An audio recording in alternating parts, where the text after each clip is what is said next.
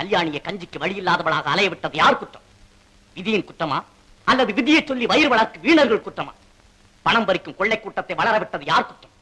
பஞ்சத்தின் குற்றமா அல்லது பஞ்சத்தை மஞ்சத்திற்கு வரவழைத்த வஞ்சகர்களின் குற்றமா? கடவுள் பெயரால் காமலியிலே நடத்தும் போலி பூசாரிகளை நாட்டிலே நடமாட விட்டது யார் குற்றம்? கடவுளின் குற்றமா அல்லது கடவுள் பெயரை சொல்லி காலட்சேபம் நடத்தும் கயவர்கள் குற்றமா? இந்த குற்றங்கள் களையப்படுவரை குணசேகரங்களும் கல்யாணிகளும் குறைய போவதில்லை. பராசக்தி வழியே தமிழ் சினிமாவுக்கு மின்சாரம் பாய்ச்சி வரலாற்று நாயகர்களை எல்லாம் வருங்கால தலைமுறைக்கு அறிமுகம் செய்த நிகரற்ற பெருங்கலைஞன் நடிகர் திலகம் சிவாஜி கணேசன் பற்றிய 100 குறிப்புகளை விவரிக்கிறது இந்த சிறப்பு தொகுப்பு.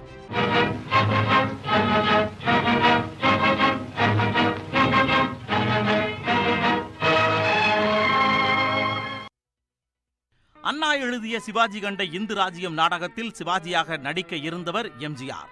பிறகு அவருக்கு பதிலாக நடித்தார் வி.சி. கணேசன். அதை பாராட்டிய பெரியார் கணேசனை சிவாஜி கணேசனாக்கினார்.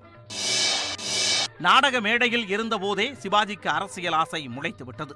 கட்சி நாடகங்களில் நடித்தார். திராவிட நாடு அலுவலகத்தில் தங்கினார். தீகாவுக்கு பிரச்சாரம் செய்தார். அந்த வகையில் சிவாஜியின் ஆரம்பகால அரசியல் அடையாளம் திராவிட இயக்கம்.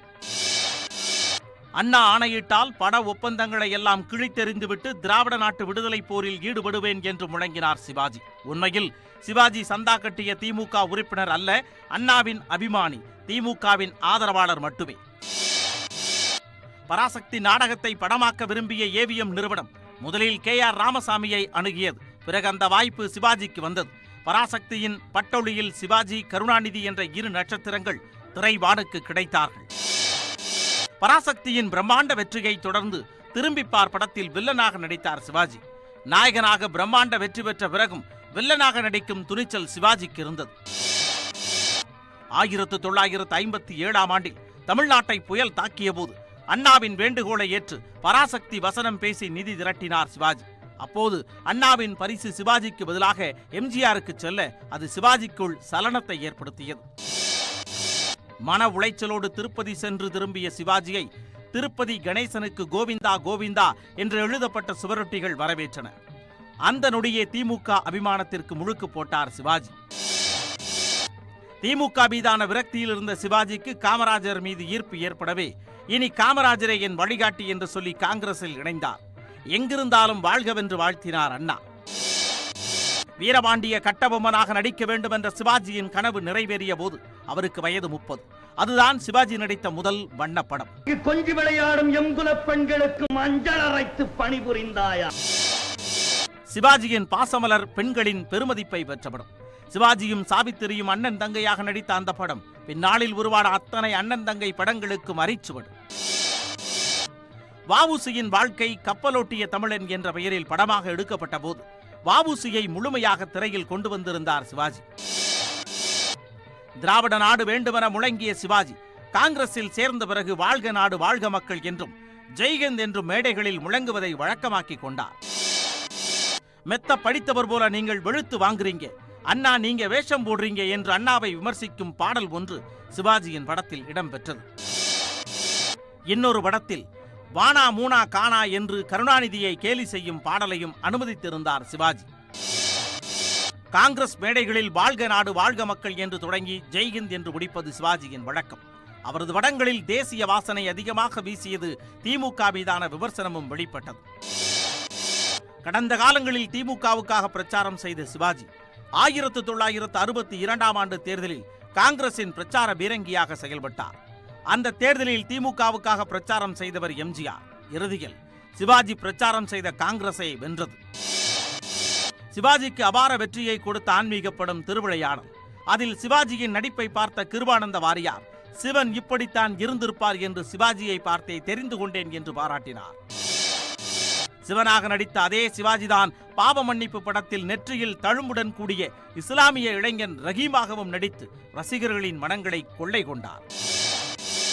1967ஆம் ஆண்டு தேர்தலில் காங்கிரசுக்கு வாக்கு கேட்ட சிவாஜி காமராஜரை முதல்வராக்குவோம் ஜெய்ஹிந்த் என்று பிரச்சாரம் செய்தார். அந்த தேர்தலின் போது சிவாஜியோடு நடிகை பத்மினியும் காமராஜருக்காக பிரச்சாரம் செய்தார். சிவாஜி மிக தீவிரமாக பிரச்சாரம் செய்த அந்த தேர்தலில் காங்கிரஸ் தோற்று திமுக வென்றது. அண்ணா முதல்வரானார்.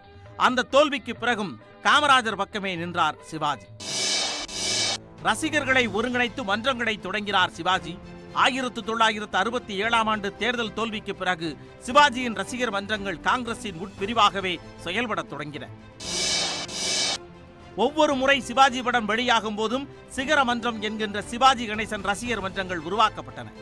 எங்க ஊர் சிவாஜி ரசிகர் மன்றம், உயர்ந்த மனிதன் சிவாஜி ரசிகர் மன்றம் என்று வெவ்வேறு பெயர்களில் ரசிகர் மன்றங்கள் உருவாக்கப்பட்டன. எம்ஜிஆர், ஜெய்சங்கர், ரவிச்சந்திரன் போன்ற நடிகர்கள் ஜேம்ஸ் பாண்ட் வேடத்தில் நடித்து புகழ்பெற்ற சமயத்தில் டி.ஆர். ராமண்ணாவின் தங்கச் சுரங்கமும் பாலாஜியின் திருடன் படமும் சிவாஜியின் ஜேம்ஸ் பாண்ட் ஆசையை தீர்த்து வைத்தன. நாயகன், வில்லன், பார்வையற்றவர் என்று எல்லா வாய்ப்புகளையும் ஒன்றுபோல அணுகி சிறப்பான பங்களிப்பை செய்த சிவாஜியை கௌரவப்படுத்தும் வகையில் அவருக்கு பத்மஸ்ரீ பட்டம் கொடுத்தது மத்திய அரசு. நாதஸ்வர கலைஞராக சிவாஜி நடித்த படம் தில்லானா மோகனாம்பாள். புகழ்பெற்ற நாதஸ்வர கலைஞர் திருவாவடுதுறை ராஜரத்னம் பிள்ளையை குறியீடாக எடுத்துக்கொண்டு நடித்து அசத்தியிருந்தார் சிவாஜி. எந்த ஒரு கதாநாயகனும் ஏற்க துணிந்திராத வேடத்தை மோட்டார் சுந்தரம் பிள்ளையில் ஏற்று நடித்தார் சிவாஜி. அந்த படத்தில் அவருக்கு மொத்தம் 13 குழந்தைகள். படம் முழுக்க வேட்டி சட்டையில் மட்டுமே வலம் வரும் நாயகனாக சிவாஜி நடித்த படம் சவாலே சமாளி. அது அவருக்கு 150வது படம். கனவு காட்சி, டூயட் பாடல் என்று எதுவும் இல்லாமல் கதையின் நாயகனாகவே நடித்திருந்தார் சிவாஜி. அகில இந்திய அளவில் காங்கிரஸ் கட்சிக்குள் மோதல்கள் வெடித்து காங்கிரஸ் இரண்டாக உடைந்த போது தமிழகத்தில் ஸ்தாபன காங்கிரஸ், இந்திரா காங்கிரஸ் என்ற 2 பிரிவுகள் உருவாக்கின. அப்போது காமராஜரின் பக்கமே இருந்தார் சிவாஜி. 1971ஆம் ஆண்டு தேர்தல் பிரச்சாரத்தின் போது சிவாஜி, எம்ஜிஆர் இடையே கடும் வார்த்தை யுத்தங்கள் நடந்தன. என்னை விட சிறப்பாக உன்னால் நடிக்க முடியுமா என்று எம்ஜிஆரை பார்த்து கேட்டார் சிவாஜி. உடனே என் படத்தின் வசூலை உன் படத்தால் விஞ்ச முடியுமா என்று எதிர்கேள்வி எழுப்பினார் எம்ஜிஆர். தேர்தல் பிரச்சாரத்தில் சிவாஜியும் எம்ஜிஆரும் வார்த்தைகளால் மோதிக்கொண்டதை 2 கட்சிகளின் மூத்த தலைவர்களும் ரசிக்கவில்லை. உடனடியாக தலையிட்டு தனிமனித தாக்குதலை முடிவுக்கு கொண்டு வந்தனர். சிவாஜி நடித்து பிரம்மாண்ட வெற்றி பெற்ற வசந்த மாளிகை படத்தின் நாயகியாக நடிக்க முதலில் ஒப்பந்தமானவர் ஜெயலலிதா. ஆனால் அவர் நடிக்காமல் போகவே வாணிஸ்ரீ நடித்து பெரும் புகழை பெற்றார். பிரிந்து கிடந்த 2 காங்கிரஸ் கட்சிகளையும் இணைப்பதில் ஆர்வம் செலுத்தியவர் சிவாஜி. 1973ஆம் ஆண்டு புதுச்சேரி தேர்தலில் காமராஜரும் இந்திராவும் கூட்டணி அமைத்தனர். அந்த விழா மேடையில் பேசிய சிவாஜி, காவிரியும் கங்கையும் சங்கமித்து விட்டன என்றார். ஹாலிவுட் நடிகர் மார்லன் பிராண்டாவுக்கு இணையாக நடிக்கும் வல்லமை கொண்டவர் சிவாஜி. ஒருமுறை அமெரிக்காவில் பிராண்டாவை சந்தித்து பேசினார். அப்போது உடைந்த ஆங்கிலத்தில் தான் பேசியதை தன் சுயசரிதையில் சுவைபட பதிவு செய்திருக்கிறார் சிவாஜி. அமெரிக்காவின் நயகராவுக்கு சென்ற சிவாஜியை கௌரவப்படுத்த நயகரா நகரின் ஒருநாள் மேயராக சிவாஜியை நியமித்தனர். அந்த கௌரவத்தை பெற்ற 2வது இந்தியர் சிவாஜி எனில் முதல் இந்தியர் சாட்சாத் நேருதான். சிவாஜி இரட்டை வேடத்தில் நடித்த முதல் திரைப்படம் உத்தமபுத்திரன். ஸ்ரீதரின் இயக்கத்தில் உருவான அந்த படம் சிவாஜிக்கு பெரும் புகழை பெற்றுக் கொடுத்தது. அதன் பிறகு 20 படங்களில் இரட்டை வேடத்தில் நடித்தார் சிவாஜி. திருவருட்செல்வர் படத்தில் அப்பராக நடித்த சிவாஜி காஞ்சி சங்கராச்சாரியாரை பார்த்து அவரது அசைவுகளை உள்வாங்கியே அப்பர் வேடத்தில் வெளிப்படுத்தியிருந்தார். சிவாஜி பாட்டும் பரதமும் திருவிளையாடல் ஆகிய 2 படங்களில் பரதநாட்டியம் ஆடியிருக்கிறார். முதல் படத்தில் சாதாரண பரதநாட்டியம் ஆடிய சிவாஜி திருவிளையாடலில் ருத்ரதாண்டவம் ஆடினார். சாதாரண நடனம், நாட்டுப்புற நடனம், பரதம் என பல நடனங்களை பல படங்களில் ஆடியிருக்கும் சிவாஜி உத்தமபுத்திரன் படத்தில் மேலை நாட்டு நடனத்தை ஆடினார். அதில் அவர் கைதட்டியபடியே ஆடிய நடனம் ரசிகர்களை கொண்டாட வைத்தது. அசாத்திய திறமையாளரான சிவாஜி படப்பிடிப்பு தளத்தில் யாருக்கும் நடிக்க கற்று தந்ததில்லை. பானுமதி கேட்டுக்கொண்டதால் ஒருமுறை அவருக்கு வசனம் பேசி நடிக்க கற்றுக் கொடுத்திருக்கிறார் சிவாஜி. தேசியவாதியாகவே தொடர்ந்து அடையாளப்படுத்திக் கொண்ட சிவாஜி வாய்ப்பு கிடைக்கும் போதெல்லாம் தேசப்பற்று படங்களில் நடித்தார். பாரத விலாசில் சாமானிய தேசபக்தராக நடித்த சிவாஜி ராஜபாட் ரங்கதுரையில் பகத்சிங்காக நடித்தார். நேர்மையான காவல்துறை அதிகாரி வேடத்திற்கு உதாரண புருஷராக சிவாஜி நடித்த படம் தங்கப்பதக்கம். அந்த படம் நாடகமாக நடத்தப்பட்ட போது எஸ்பி சௌத்ரி வேடத்தில் நடித்தவர் நடிகர் செந்தாமரை. தஞ்சாவூர்காரரான சிவாஜிக்கு ராஜராஜ சோழனாக நடிப்பதில் மிகுந்த ஆர்வம். கட்டபொம்மன் என்ற பாளையக்காரரையே பிரம்மாண்டமாக கொண்டு வந்த சிவாஜி ராஜராஜ சோழனுக்காக பெரும் முயற்சி எடுத்துக் கொண்டார். 1975ஆம் ஆண்டில் இந்தியாவில் எமர்ஜென்சியை அமல்படுத்தினார் இந்திரா. அதை சர்வாதிகாரம் என்று விமர்சித்தார் காமராஜர். தலைவன் வழியில் தொண்டர் சிவாஜியும் எமர்ஜென்சியை எதிர்த்தார். ஆனால் எம்ஜிஆர் எமர்ஜென்சியை ஆதரித்தார். 1975 அக்டோபர் 1 என்று சிவாஜி வீட்டிற்கு வந்து அவருக்கு பிறந்த நாள் வாழ்த்து சொல்லி சென்ற காமராஜர் மறுநாளே மரணமடைந்தார். அந்த வகையில் காமராஜரிடம் ஆசி பெற்ற கடைசி மனிதன் சிவாஜி. காமராஜர் மறைந்த பிறகு இந்திரா காந்தியின் தலைமையை ஏற்றுக்கொண்டார் சிவாஜி. அவருக்கு உரிய மதிப்பை கொடுத்தார் இந்திரா. 1980 மக்களவை தேர்தலில் திமுகவும் இந்திரா காங்கிரசும் கூட்டணி அமைத்தன. அப்போது என் பிறந்த வீடும் புகுந்த வீடும் ஒன்றாகிவிட்டது என்று பெருமைப்பட்டார் சிவாஜி. 1980 நடந்த சட்டமன்ற தேர்தல் பிரச்சாரத்தில் பேசிய சிவாஜி, நாடாள கலைஞர் இருக்கிறார், நடிப்பதற்கே போகட்டும் எம்ஜிஆர் என்று ஆவேசமாக பேசினார். அந்த தேர்தலின் முடிவு எம்ஜிஆருக்கே சாதகமானது. காங்கிரசின் பிரச்சார பீரங்கியாக செயல்பட்ட சிவாஜியை கௌரவப்படுத்தும் வகையில் அவரை மாநிலங்களவை உறுப்பினராக்கினார் பிரதமர் இந்திரா காந்தி. இந்திராவுடன் சிவாஜிக்கு நல்ல நட்பு இருந்ததாலும் மாநில அரசியலில் மூப்பனார் சிவாஜி இடையே கோஷ்டி மோதல்கள் இருந்தன. தேர்தல் நேரத்தில் சிவாஜி கோஷ்டிக்கென்று தனி கோட்டா ஒதுக்கப்படும். அந்த கோஷ்டியை சேர்ந்தவர் EBKS இளங்கோவன். இந்திராவின் மரணத்திற்கு பிறகு காங்கிரஸ் தலைமை பொறுப்பு ராஜீவிடம் வந்தது. சிவாஜி மீது இந்திரா காட்டிய மரியாதையை ராஜீவ் காட்டவில்லை. அதற்காக அவர் சிவாஜியை ஒதுக்கிவிடவும் இல்லை.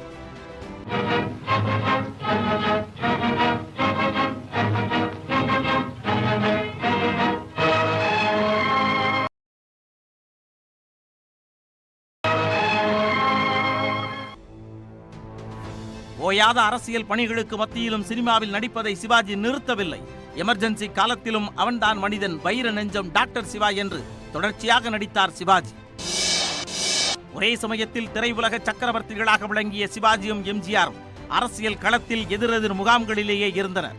எம்ஜிஆர் முதலமைச்சராக இருந்தபோது அந்தமான் காதலியில் டூயட் பாடிக்கொண்டிருந்தார் சிவாஜி. சிவாஜியின் ஆரம்பகால ரசிகர்களுக்கு கொண்டாட்டமான வெற்றியை கொடுத்த படம் திரிசூலம். 3 வேடங்களில் நடித்த இந்த படம் தான் சிவாஜியின் 200வது படம். திரிசூலம் படத்திற்கு பிறகு படங்களின் எண்ணிக்கையை குறைத்துக் கொண்டார் சிவாஜி. ஆண்டுக்கு 10 படங்கள் நடித்த அவர் 80களில் 5ஆக சுருக்கிக் கொண்டார். அப்படி வந்த படங்களுள் முக்கியமானது பட்டாக்கத்தி பைரவன். பிரம்மாண்ட படங்களில் பிரமிக்க வைக்கும் வேடங்களில் நடித்த சிவாஜி லாரி டிரைவர், ராஜா கண்ணு போன்ற படங்களில் நடித்தது அவருடைய ரசிகர்களுக்கு அதிருப்தியை கொடுத்தது. 80களின் தொடக்கத்தில் சிவாஜி கணேசன் நடித்த படங்களுள் ஒன்று சங்கிலி. இந்த படத்தில் தான் சிவாஜியின் மகன் பிரபு நாயகனாக அறிமுகமானார். சிவாஜியை வைத்து படம் எடுக்க வேண்டும் என்ற கனவோடு வந்த பலருக்கும் அவ்வப்போது வாய்ப்புகளை வழங்கினார். அப்படித்தான் மிருதங்க சக்கரவர்த்தியில் நடித்தார் சிவாஜி. 1984 பொதுத் தேர்தலில் சிவாஜி ஆதரவாளர்களுக்கு MP மற்றும் MLA தொகுதிகளை ஒதுக்கி கொடுத்தார் ராஜீவ். அந்த தேர்தலில் காங்கிரசுக்கு ஆதரவாக தீவிர பிரச்சாரத்தில் ஈடுபட்டார் சிவாஜி. 1984 தேர்தலில் எம்ஜிஆரை மீண்டும் முதல்வராக்குங்கள் என்று பிரச்சாரம் செய்தார் சிவாஜி. காரணம், அப்போது எம்ஜிஆர் அமெரிக்காவில் மருத்துவ சிகிச்சையில் இருந்தார். 1984 தேர்தலில் சிவாஜி ஆதரவாளர்கள் 5 பேர் வெற்றி பெற்று சட்டமன்றத்திற்குள் நுழைந்தனர். அவர்களில் EBKS இளங்கோவன் முக்கியமானவர். லாரி டிரைவர், ராஜா கண்ணு போன்ற படங்களில் நடித்து ரசிகர்களை அதிருப்தி அடைய செய்த சிவாஜி பின்னாளில் பாக்கியராஜின் இயக்கத்தில் நடித்த தாவணி கனவுகள் போன்ற படங்கள் கொஞ்சம் போல ஆசுவாசத்தை கொடுத்தன. சிவாஜியின் நடிப்பு திறனை முழுமையாக கொண்டு வந்த முக்கியமான படம் முதல் மரியாதை. சிவாஜிக்குள் இருந்த இயல்பான நடிகனை வெளிக்கொண்டு வரும் முயற்சியில் பாரதி ராஜா பெருவெற்றி பெற்றிருந்தார். ரஜினிகாந்த் நடித்த படிக்காதவன் படத்தில் ரஜினியின் மூத்த சகோதரன் வேடத்தில் நடித்திருந்தார் சிவாஜி. சற்று வயதான வேடம், நிதானமான நடிப்பை வெளிப்படுத்தியிருந்தார் சிவாஜி. தந்தை சிவாஜி தனையன் பிரபுவுடன் இணைந்து நடித்த படங்களுள் சாதனை படம் முக்கியமானது. ஒரு திரைப்பட இயக்குனரின் வேடத்தில் சிவாஜி நடித்திருந்தார். அன்புள்ள அப்பா படத்தில் நதியாவின் அப்பாவாக சிவாஜி நடித்தது அவரை அடுத்த தலைமுறை ரசிகர்களின் மனங்களில் கொண்டு சேர்த்தது. எம்ஜிஆரின் மரணத்திற்கு பிறகு ஜானகி முதல்வரானார். ஆனால் கட்சிக்குள் ஏற்பட்ட பிளவால் அவரது அரசுக்கு அறுதி பெரும்பான்மை இல்லை. அப்போது அவரது அரசுக்கு காங்கிரஸ் ஆதரவளிக்க வேண்டும் என்றார் சிவாஜி. ஒருங்கிணைந்த அதிமுகவையே காங்கிரஸ் ஆதரிக்கும் என்ற நிலைப்பாட்டை எடுத்த ராஜீவ் சிவாஜியின் கோரிக்கையை நிராகரித்தார். அதனால் சிவாஜி ஆதரவு MLA-க்கள் 5 பதவி விலகினர். நேரு காலத்தில் காங்கிரஸில் சேர்ந்து காமராஜர், இந்திரா காலங்களில் பிரச்சார பீரங்கியாக செயல்பட முடிந்த சிவாஜியால் ராஜீவ் காலத்தில் தாக்குப்பிடிக்க முடியவில்லை. கட்சியிலிருந்தே விலகினார். காங்கிரசிலிருந்து விலகிய சிவாஜி தனது ரசிகர் மன்றத்தினரோடு ஆலோசனை நடத்தி தமிழக முன்னேற்ற முன்னணி என்ற பெயரில் தனிக்கட்சி தொடங்கினார். எட்டப்பனை அடக்க வந்த கட்டபொம்மன் என்று சிவாஜியின் ரசிகர்கள் சிவாஜியை ஊக்கப்படுத்தவே நம்மகிட்ட 3,60,000 மறவர்கள் இருக்காங்க என்று சொல்லி தனது பலத்தை வெளிப்படுத்தினார் சிவாஜி. ஒரு தாயின் கண்ணீரை துடைக்க தொடங்கப்பட்ட கட்சி என்றார் சிவாஜி கட்சி பிரமுகரான மேஜர் சுந்தர்ராஜன். அவர் தாய் என்று சொன்னது சிவாஜியின் தாயாரை அல்ல, ஜானகி எம்ஜிஆரை. 1989 ஆண்டில் நடந்த தேர்தலில் அதிமுக ஜானகி அணியுடன் கூட்டணி அமைத்து தேர்தலை சந்தித்தார் சிவாஜி. அப்போது பவானி சாகரில் EVKS இளங்கோவன் போட்டியிட்டார். 1989 ஆண்டு தேர்தலில் முதன்முறையாக தேர்தல் களத்திற்கு வந்த சிவாஜி சொந்த தொகுதியான திருவையாறில் போட்டியிட்டார். சிவாஜி போட்டியிட்ட திருவையாறு தொகுதிக்கு ரஜினியும் கமலும் நேரில் சென்று பிரச்சாரம் செய்ய திட்டம் வகுக்கப்பட்டது. ஆனால் கடைசி நேரத்தில் அந்த திட்டம் கைவிடப்பட்டது. கடந்த முறை எம்ஜிஆர் முதல்வராக பிரச்சாரம் செய்த சிவாஜி இம்முறை ஜானகி முதல்வராக வேண்டும் என பிரச்சாரம் செய்தார். தேர்தலின் முடிவில் ஜானகியோடு சேர்ந்து சிவாஜியும் தோற்று போனார். திருவையாறில் தோல்வியடைந்த கையோடு தீவிர அரசியலில் இருந்து ஒதுங்கிக் கொண்டார் சிவாஜி. அவர் உருவாக்கிய தமிழக முன்னேற்ற முன்னணி என்ற கட்சியும் கலைக்கப்பட்டது. இந்திய அரசின் மிக உயரிய விருதுகளில் ஒன்றான பத்மபூஷன் விருதை பெற்ற சிவாஜிக்கு சிதம்பரம் அண்ணாமலை பல்கலைக்கழகம் கௌரவ டாக்டர் பட்டம் வழங்கி கௌரவித்தது. தீவிர அரசியலில் இருந்து ஒதுங்கிய சிவாஜியை மீண்டும் அரசியலுக்கு அழைத்து வந்த VP சிங் தனது ஜனநாயக தளத்தின் தமிழக தலைவராக நியமித்தார். அந்த கட்சியின் தோல்விக்கு பிறகு முழுமையாக அரசியலில் இருந்து விலகினார் சிவாஜி. நீங்கள் அரசியலில் அனுதாபியாக இருங்கள், அரசியல்வாதியின் நண்பராக இருங்கள், கட்சியின் உறுப்பினராகி வலையில் மாட்டிக்கொள்ளாதீர்கள், கட்சியின் கொள்கைகளை ஆதரியுங்கள், ஆனால் நீங்களே கட்சிக்காரனாகி விடாதீர்கள். இது நடிகர்களுக்கு சிவாஜி கொடுத்த அறிவுரை. திரைப்படங்களில் நடிப்பதை நிறுத்திக் கொண்ட சிவாஜியை மீண்டும் கம்பீரமாக திரைக்கு கொண்டு வந்தவர் கமல். தேவர் மகன் படத்தில் பிரம்மாண்டமான வேடத்தை சிவாஜிக்கு கொடுத்து கௌரவப்படுத்தினார் கமல். சிவாஜியின் நடிப்பு திறனை பாராட்டி அங்கீகரித்து கௌரவிக்கும் வகையில் பிரான்ஸ் நாட்டின் உயரிய விருதான செவாலியே விருது 1995 ஆண்டு அவருக்கு தரப்பட்டது. செவாலியே விருது வழங்கும் விழாவை தமிழக திரை உலகம் நடத்திய போது அந்த விழாவுக்கு முதலமைச்சர் ஜெயலலிதா தலைமையேற்றார். அந்த விழாவில் சிவாஜிக்கு செவாலியே விருது தரப்பட்டது. இந்திய அளவில் கலைஞர்களுக்கு வழங்கப்படும் விருதுகளில் முக்கியமானது பால்கே. பல ஆண்டுகளுக்கு முன்பே கிடைத்திருக்க வேண்டிய பால்கே விருது 1997 ஆண்டில் தான் சிவாஜிக்கு கிடைத்தது. தமிழக அரசு, இந்திய அரசு, பிரான்ஸ் அரசு என்று பல விருதுகளை பெற்றிருந்த போதும் தனக்கு பிடித்த விருதுகள் என்று பத்மஸ்ரீயையும் பத்மபூஷணையுமே சொல்லியிருக்கிறார் சிவாஜி. படிக்காதவன் உள்ளிட்ட படங்களில் ரஜினியுடன் இணைந்து நடித்த சிவாஜி 1999 ஆண்டில் படையப்பா என்ற படத்தில் ரஜினியின் தந்தையாக நடித்தார். தமிழ் சினிமா வரலாற்றில் பிரம்மாண்ட வெற்றியை பெற்ற படங்களுள் படையப்பா முக்கியமானது. 1952 ஆண்டில் பராசக்தியில் தொடங்கிய சிவாஜியின் திரையுலக பயணம் 1999 முடிவுக்கு வந்தது. மொத்தமாக 287 படங்களில் நடித்திருந்தார் சிவாஜி. தமிழ் மட்டுமின்றி இந்தி, தெலுங்கு, மலையாள, கன்னட மொழி படங்களும் அடக்கம். நாடக மேடைதான் சிவாஜியின் தொடக்கப்புள்ளி என்பதால் திரைத்துறைக்கு வந்த பிறகும் சிவாஜி நாடகம் என்ற சார்பில் நாடகங்களை நடத்தி வந்தார் சிவாஜி. வீரபாண்டிய கட்டபொம்மன், வியட்நாம் வீடு உள்ளிட்ட 10 நாடகங்களை நடத்தினார் சிவாஜி. சிவாஜியின் வெள்ளி விழா பயணம் பராசக்தியில் ஆரம்பித்தது. அதன் பிறகு வீரபாண்டிய கட்டபொம்மன், பாவ மன்னிப்பு, பாசமலர், திருவிளையாடல், வசந்த மாளிகை, தங்கப்பதக்கம், முதல் மரியாதை என்று 24 படங்கள் வெள்ளி விழா கொண்டாடின. சிவாஜி நடித்து 100 நாட்களுக்கு மேல் ஓடிய படங்களின் எண்ணிக்கை 88. மனோகரா, உத்தரமபுத்திரன், கர்ணன், புதிய பறவை, நவராத்திரி, வியட்நாம் வீடு உள்ளிட்ட படங்கள் சதமடித்தன. சிவாஜி நடித்த பல படங்கள் வெற்றி வாகை சூடியவை என்றாலும் சில படங்கள் மத்திய அரசின் விருதுகளை பெறும் அளவுக்கு சிறப்பாக அமைந்தன. பாகப்பிரிவினை, தெய்வப் பிறவி, தில்லானா மோகனாம்பாள், முதல் மரியாதை உள்ளிட்ட படங்கள் தேசிய விருதை பெற்றன. தேசிய விருது மட்டுமின்றி தமிழக அரசின் விருதுகளையும் சிவாஜி நடித்த படங்கள் பெற்றுள்ளன. உயர்ந்த மனிதன், தில்லானா மோகனாம்பாள், தெய்வமகன், தேவர் மகன் ஆகியன தமிழக அரசின் விருதை பெற்ற திரைப்படங்களாகும். கலைமாமணி, பத்மஸ்ரீ, பத்மபூஷன், செவாலியே, பால்கே, ஆசிய ஆப்பிரிக்க திரைப்பட விருது என்று பல விருதுகளை பெற்று அந்த விருதுகளுக்கு கௌரவம் வழங்கியிருக்கிறார் சிவாஜி. 1000 பட்டங்கள் பெற்றாலும் மக்கள் மனங்களில் நடிகர் திலகமாகத்தான் சிவாஜி இருக்கிறார். அந்த பட்டத்தை அம்பிகாவதி படத்தில் பயன்படுத்த தொடங்கினார் சிவாஜி.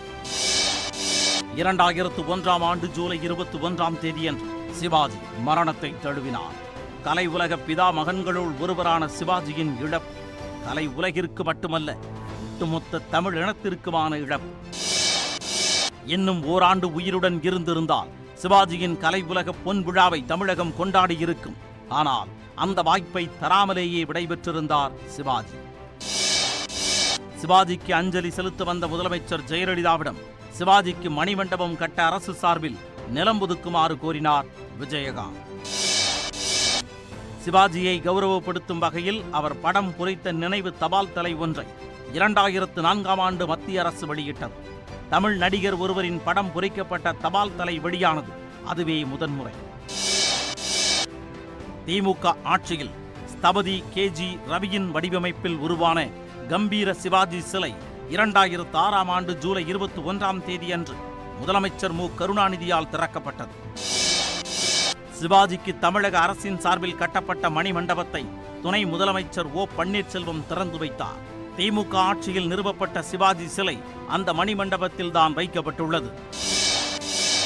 சிவாஜி என்ற மாபெரும் கலைஞனின் வாழ்நாள் கனவு தந்தை பெரியாரின் வேடத்தை ஏற்று நடிக்க வேண்டும் என்பது. அந்த கனவுடனேயே காற்றில் கலந்திருக்கிறார் நடிகர் திலகம் சிவாஜி கணேசன்.